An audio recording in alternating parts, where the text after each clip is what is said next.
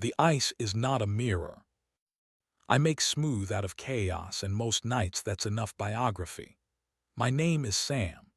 At the municipal rink we share with the high school, 3 community leagues and a figure club with opinions. I'm the guy driving the resurfacer. Brand name on the invoice, Zamboni in the mouths of everyone who ever loved a clean circle. I live inside a loop. Board door, snow pit, fill hose, conditioner down, blade down, auger humming, hot water laid like forgiveness. If you don't know the job, think quilting. Overlapped lanes, no stitches showing. At home there's Jordan, a physics teacher who skates defense on Thursdays and says the only law he enjoys more than conservation of momentum is consent. We keep our rules on an index card taped to the fridge with a magnet shaped like a rubber puck.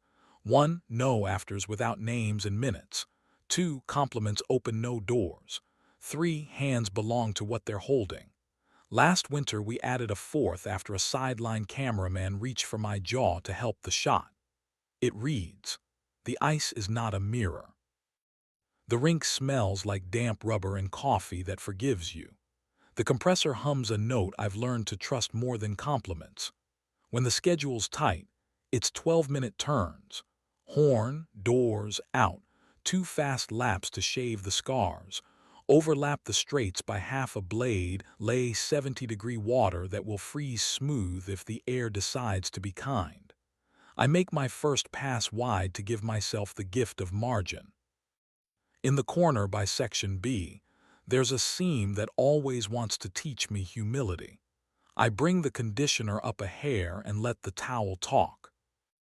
This year the city turned 75 and decided to celebrate by live streaming Night on Ice. Youth jamborees, skate what you brung sessions between periods, a fundraiser scrimmage with retired pros who still wear swagger like old bruises. The PR team wanted a 10-minute stream from the driver's platform because, as the email said, people love to feel the calm behind the glass. Anyone who's ever closed a door on a locker room knows glass is exactly as calm as the people it separates. Jordan grinned at me over his mug. "We can add a line if we need to," he said.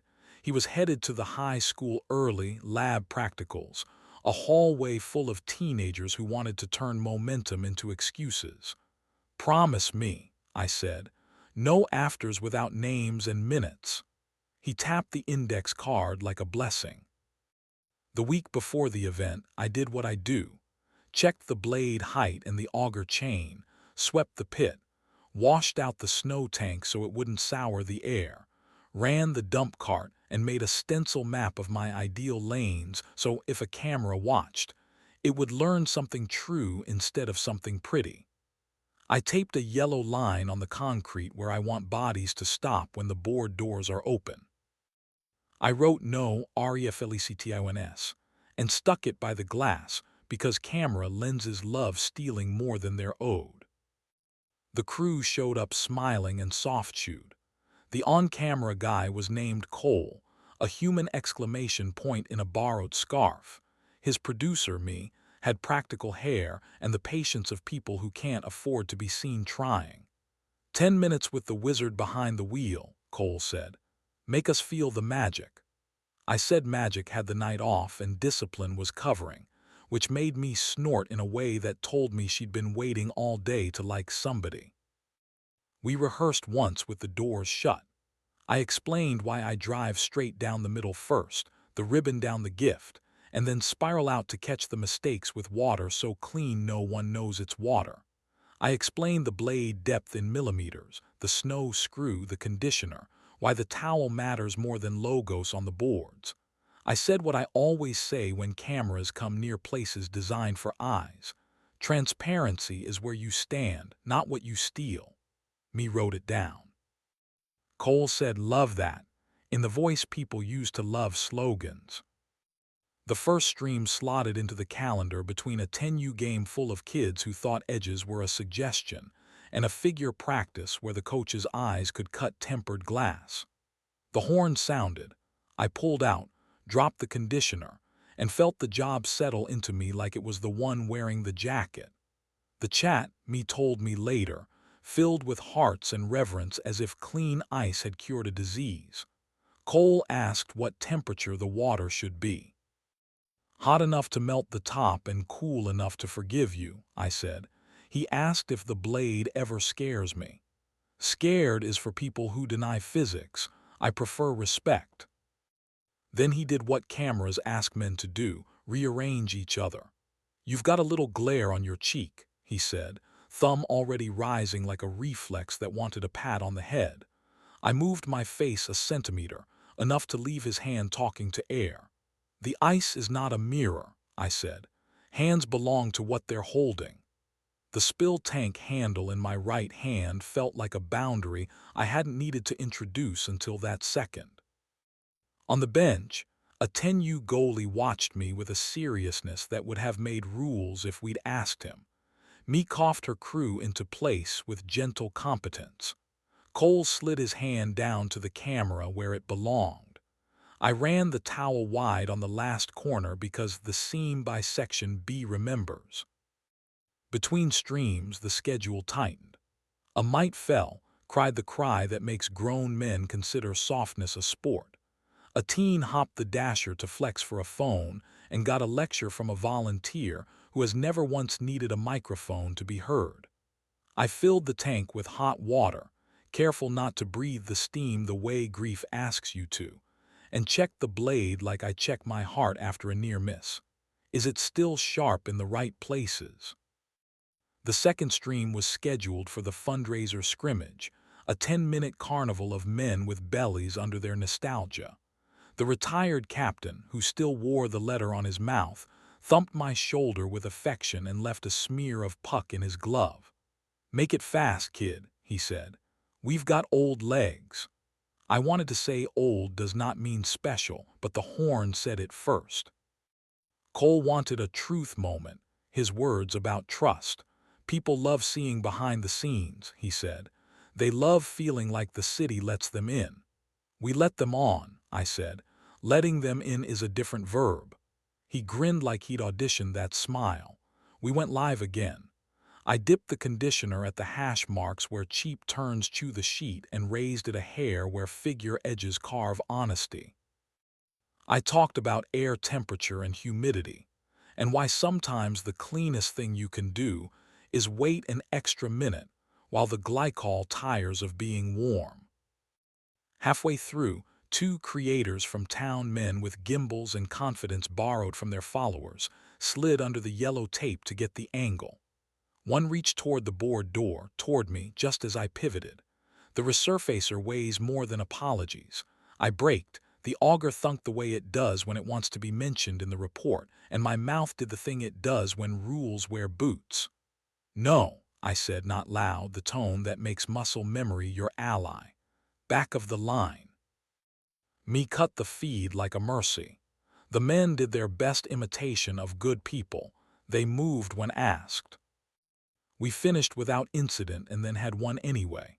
A 10U winger, shiny with pride, sprinted across my fresh sheet to himself in the glass, because boys outside TV think mirrors tell the truth. His coach barked. I breathed. The towel made a note. Later, I would tell Jordan I'd spent those 3 seconds rejecting adulthood I hadn't asked for. He would laugh and kiss the place on my temple that makes ethics feel like a muscle. 2 days later, the city staged a debrief around a folding table that had survived budget meetings and worse.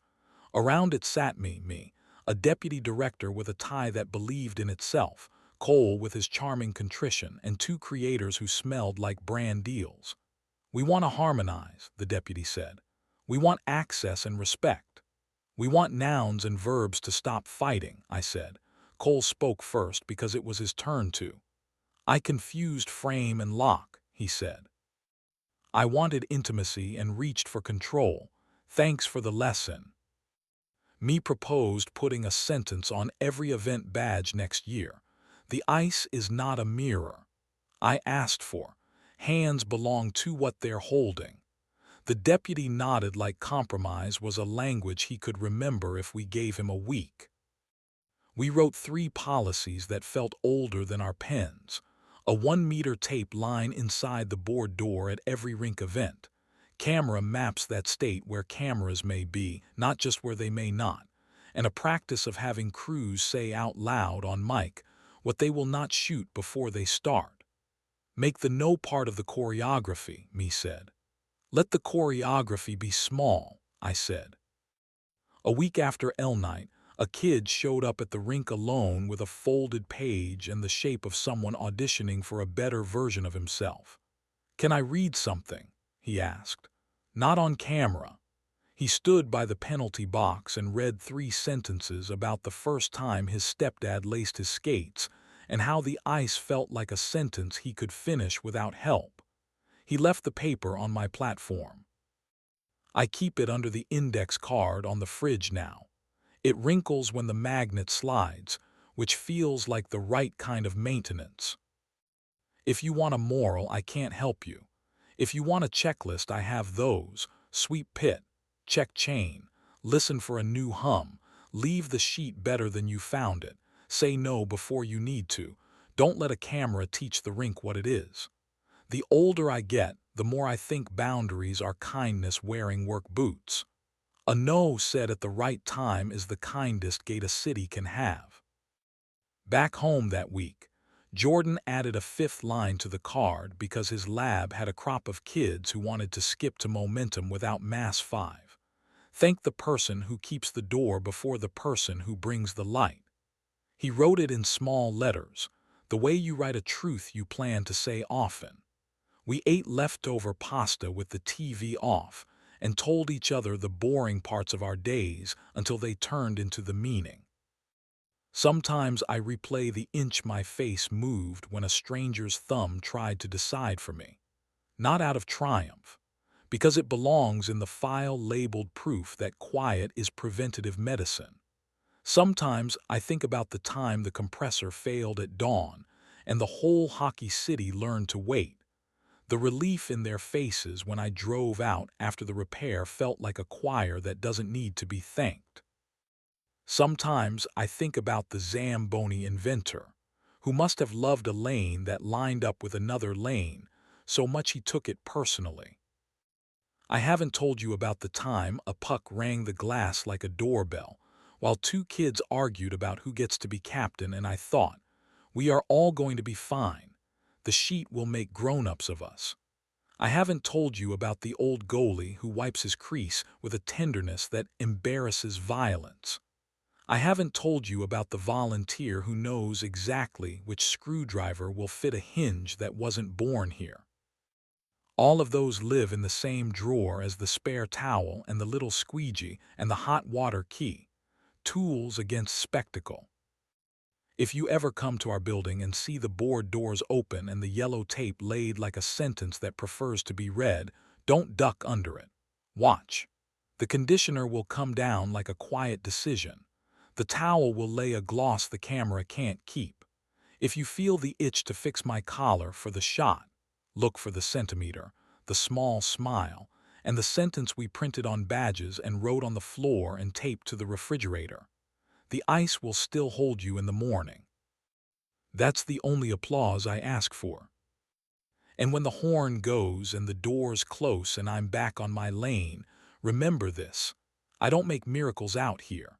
I just make room for other people to try.